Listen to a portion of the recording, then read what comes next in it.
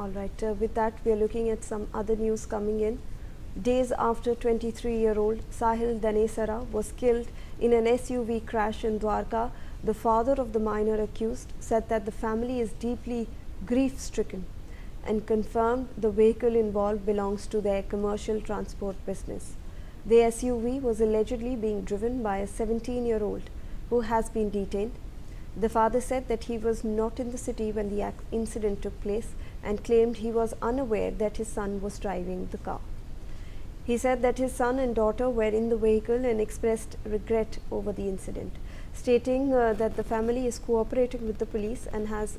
provided all required documents. Let me in fact go across to my colleague Bhavna Sisodia for more on this. Bhavna, ये जो statement सामने आ रही है alleged driver के पिताजी के, उसके बारे में आप कुछ हमें बता सकते हैं? 3 फरवरी को जिस तरीके से तेज रफ्तार के कहर के कारण जो है साहिल की मौत हो गई थी, उसके बाद लगातार इस पूरे मामले में साहिल की मां जहां एक्स के माध्यम से अपने बेटे के मौत की इंसाफ का गुहार लगा रही थी, तो वहीं दूसरी तरफ अब जो कार चालक आरोपी है उसके पिता का स्टेटमेंट सामने आया है, जिसमें वो साफ तौर पे कहते हुए नजर आए हैं कि उनको नहीं पता था कि उनका बेटा जो है गाड़ी लेकर गया हुआ था। वहीं उन्होंने बताया कि जिस तरीके से पीड़ित की मां ने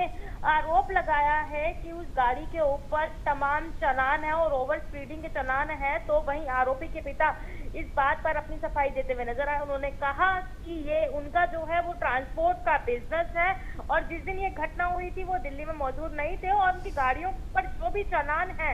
वो ड्राइवर के द्वारा हुए हुए चालान है, उनके बेटे द्वारा हुआ एक भी चालान नहीं है। वहीं उन्होंने इस चीज को बताया कि इस बाबत उनको जानकारी थी कि उनके बेटे के पास लाइसेंस नहीं है, लेकिन उनको इस बारे में कोई जानकारी नहीं थी कि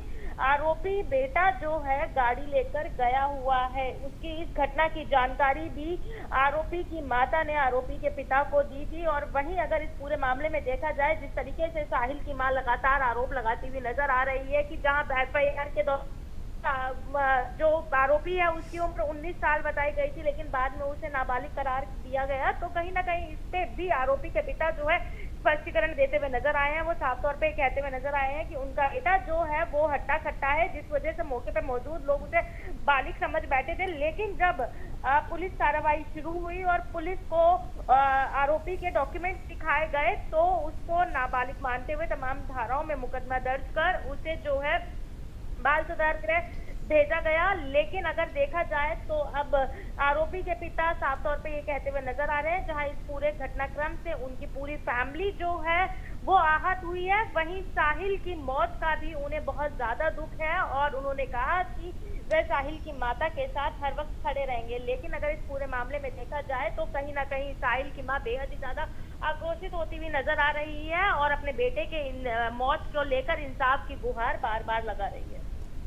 जी धन्यवाद आपका भावना, हमारे साथ जुड़ने के लिए।